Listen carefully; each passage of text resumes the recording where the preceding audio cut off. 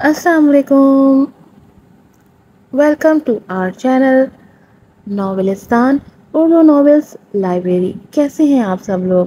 امید ہے آپ سب لوگ خیریت سے ہوں گے. ناولستان جو ہمیشہ آپ کے لیے لے کر آتا ہے بہت ہی اچھے انٹرسٹنگ اور پیارے پیارے سے ناولز آج آپ کے لیے لے کر آئے ہیں. میرا سوداگر میرا دلدار سیزن 3 کی نیو ایپیسوڈ نمبر 12. رائٹر ہے اس کی ایمن رضا. اور مجھے اتنے اچھے پتہ نہیں کیوں نہیں آپ لوگوں کے ریویوز مل رہے ہیں. پتہ نہیں کیوں سارے سو گئے ہیں, سارے فالوورز سو رہے ہیں چینل کے. کدھر گم ہیں آپ لوگ؟ اتنا اچھا رسپانس آپ لوگوں نے دیا تھا میرا سوداگر میرا دلدار پر پہلے, اور اب اتنا اچھا رسپانس نہیں ہے. نہ کوئی کمنٹ ہے, نہ کوئی ریویو ہے, اور بس ایک کمنٹ لکھ کر چلے جائیں گے آپ لوگ. Next episode please, next episode ہم کیسے دیں گے جب آپ ہمیں کوئی موٹیویشن ہی نہیں دیں گے؟ تو نیکسٹ ایپیسوڈ بنانے میں مزہ بھی نہیں آتا. چلیں آپ سب نے اچھے بچوں کی طرح چینل کو سبسکرائب کرنا ہے, ویڈیو کو لائک کرنا ہے, شیئر کرنا ہے, بیل آئیکن کو ضرور پریس کرنا ہے. بڑھتے ہیں ایپیسوڈ کی طرف. ایک دم آئلہ کے گلے کو دبوچے جھٹکے سے اس نے اپنے قریب کھینچا تھا. اتنا بے قابو ہو رہی ہو میری قربت میں آنے کے لیے؟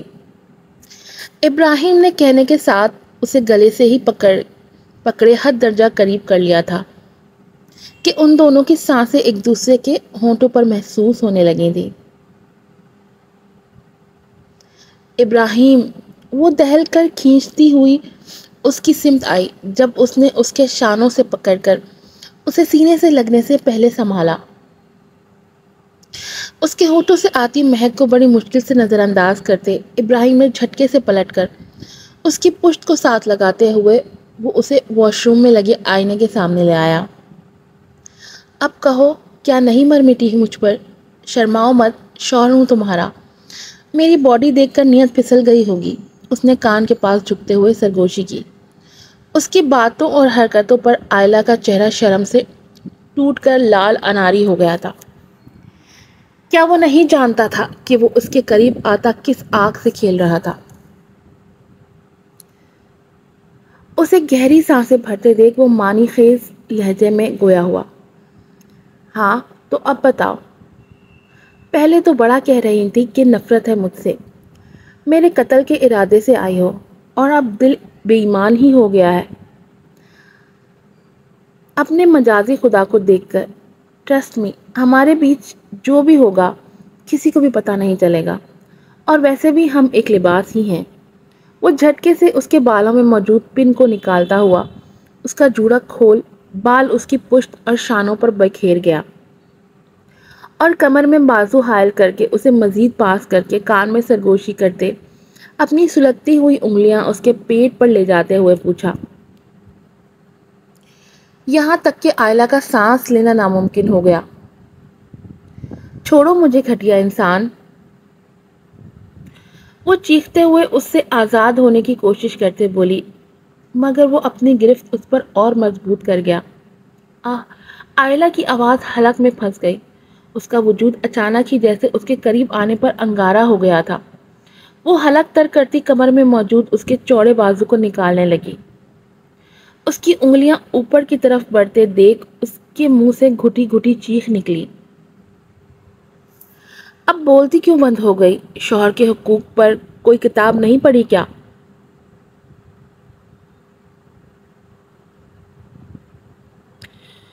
اس کی مزاحمت بولتی بند ہونے پر ابراہیم نے مسکراہٹ چھپائی اور اس کی گردن پر اپنے سلگتے لب رکھ کے بولا, پر نظریں جب چہرے سے پھسل کر اس کے سامنے بکھری زلفوں پر گئیں اور پھر ان سے ہوتی ان خوف سے سہمی ہوئی نگاہوں پر پڑیں تو وہ خود ہی مبہوت ہو کر رہ گیا.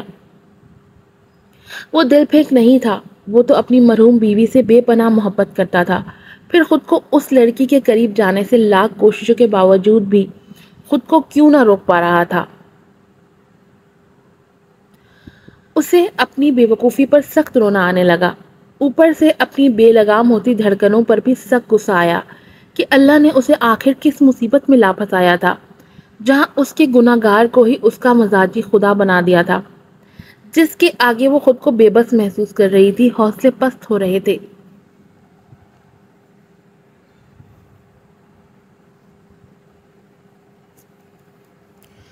وہ دانتوں میں ہونٹ دبا کر مزاحمت کرنے لگی۔ اس کی دھڑکنیں پور پور میں تیز دھڑک رہی تھی جب اچانک ہی اس نے جھٹکے سے اسے گھمایا۔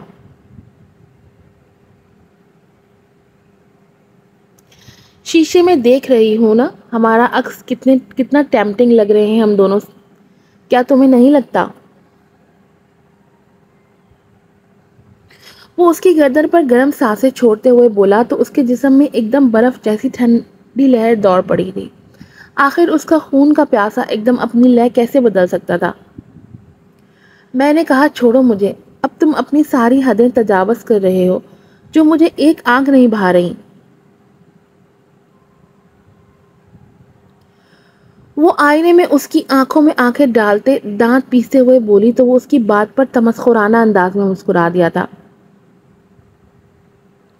کیا واقعی میں حد تجاوز کر رہا ہوں، یا تم جو بغیر میری اجازت کے میرے بات میں داخل ہو گئی اور اب معصوم بننے کا ناٹک کر رہی ہو؟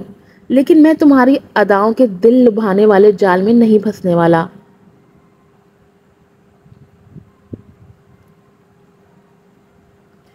وہ ایک دم اس کی تھوڑی دبوچتے ہوئے ایک دم گھبرا کر بولا تھا اس کے کان میں کہ وہ تڑپ کر رہ گئی تھی۔ ہاں، لیکن تمہاری بار بار ایسی حرکتوں سے مجھے لگ رہا ہے کہ تمہیں میری بیوی بننے کی زیادہ ہی جلدی ہے۔ اگر تم کہتی ہو تو ہم آج سے ہی شروع کر سکتے ہیں یہ سب۔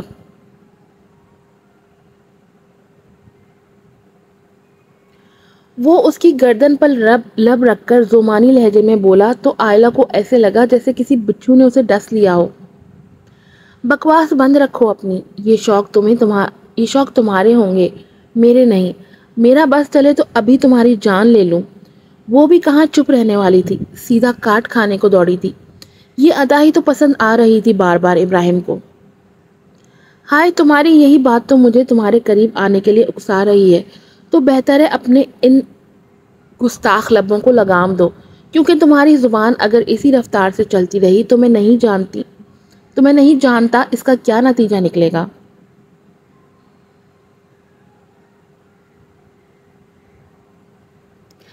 ہاں، لیکن نتیجہ تمہارے حق میں بہتر نہیں ہوگا، میں یہ ضرور جانتا ہوں۔ یہ کہتے ہوئے وہ جھٹکے سے اسے چھوڑتا باتھ روب پہن کر باہر نکل گیا تھا، جبکہ وہ اس کے جانے کے بعد اپنی بکھرتی ہوئی سانسیں سنبھالنے لگی تھی۔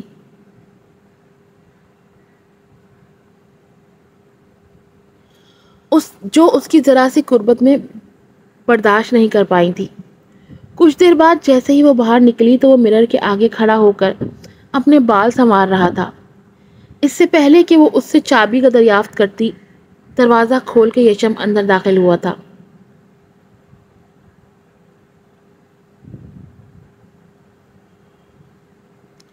آئلہ کو دیکھتے ہی یشم کی آنکھوں میں جگنو جگمگانے لگے تھے۔ ماما! اور وہ ماما موم کی گردان کرتا ہوا اس سے لپٹ گیا تھا، جبکہ آئلہ بڑی حیرت سے آنکھیں پھاڑے اس ننھے بچے کو دیکھ رہی تھی جو اسے ماں پکار رہا تھا، پتہ نہیں کیوں۔ آخر اس کی ماں کہاں تھی؟ ابراہیم بڑے غور سے اس کے حیرت زدہ تاثرات دیکھ رہا تھا جو اسے بھی الجھن میں مبتلا کر گئے تھے۔ کیا واقعی وہ اس کے بیٹے کو نہیں جانتی تھی؟ کیا اس نے واقعی میں اس کے بیٹے کو ٹریپ کرنے کی کوشش نہیں کی تھی؟ آئلہ کو سمجھ نہ آیا کہ وہ کیسا تاثر دے۔ وہ بے شک ابراہیم سے نفرت کرتی تھی، مگر وہ اس کی سزا کسی بے قصور بچے کو تو نہیں دے سکتی تھی۔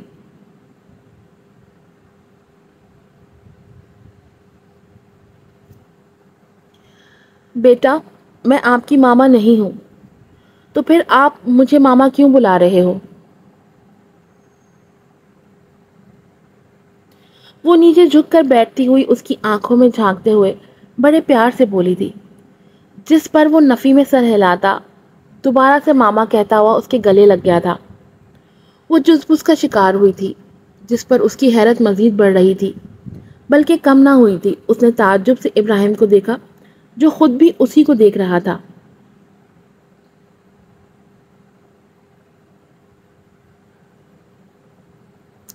اس نے جاننے والی نظروں سے اسے دیکھا، جیسے جاننا چاہ رہی ہو کہ اس کا بیٹا ایسا برتاؤ کیوں کر رہا ہے۔ جس پر اس نے اپنے خاص بندے کو آرڈر دیتے ہوئے یشم کو وہاں سے جانے کے لیے کہا، جو وہاں سے جانے کے لیے تیار ہی نہیں تھا۔ ایسا پہلی بار ہوا تھا۔ اس بچے نے کسی کے ساتھ رہنے کی ضد کی تھی، جس پر ابراہیم بھی بے بس ہوا تھا۔ آخر وہ کیوں اس لڑکی سے اس حد تک لگاؤ رکھتا تھا؟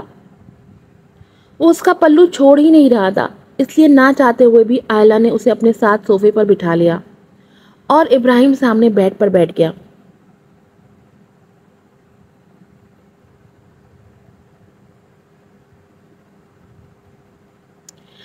کیا تم واقعی نہیں جانتی کہ ایسا کیوں ہے؟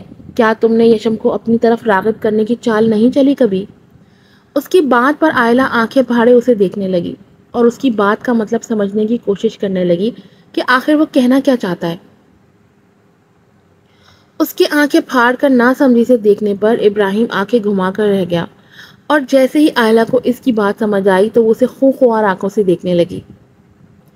جاہل گوار انسان، میری دشمنی تم سے ہے، کسی بچے سے نہیں۔ اسے تو میں جانتی بھی نہیں، پہلی دفعہ مل رہی ہوں۔ پھر کہاں کی دشمنی، اور میں اتنی گھٹیا نہیں کہ دشمنی کے لیے بے ضرر بچوں کا استعمال کروں۔ وہ دانت پیس کر گردن جھٹکتے ہوئے بولی تو ابراہیم نے گہرا سانس بھرا تھا۔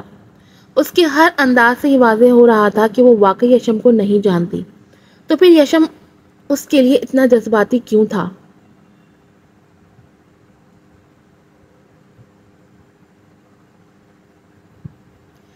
یہ بات ابراہیم کی سمجھ سے باہر تھی، اس لیے اس نے آئلہ سے ایک ڈیل کرنے کو سوچا۔ تم یہاں سے بھاگنا چاہتی ہو تو چلو ایک ڈیل کرتے ہیں۔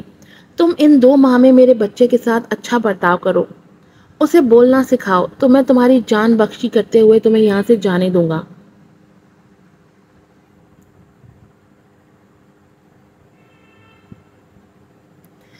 اس کے مغرور انداز میں کہنے پر آئلہ بل کھا کر رہ گئی۔ یور آفر مائی فٹ، میں تو مر کر بھی تمہارے ساتھ رہنا پسند نہ کروں، کجا کہ تمہاری آفر قبول کروں، ناممکنات میں سے ایک ہے۔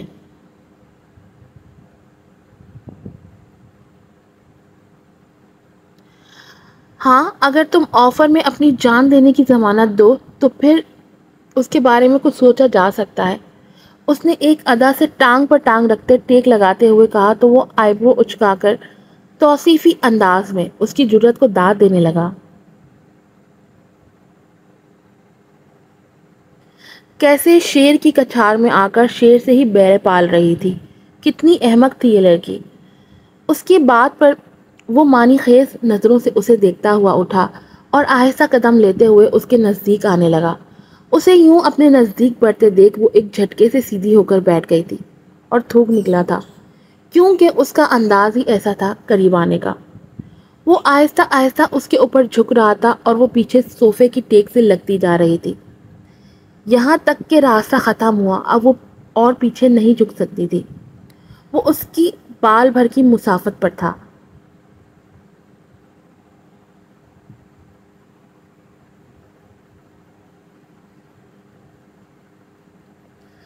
تم جانتی ہو نا کہ تم میرے نکاح میں ہو اور میں تمہارے ساتھ کیا کیا نہیں کر سکتا۔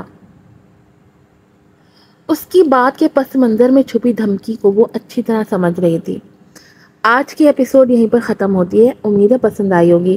اگر آپ اس ایپیسوڈ پہ اچھے ریویوز دیں گے تو کل میں آپ کو میرا سوداگر میرا دلدار کی میگا ایپیسوڈ دوں گی، لیکن شرط یہی ہے کہ اس ایپیسوڈ کو آپ کو اچھے سے ریویو دینا ہے اس پہ۔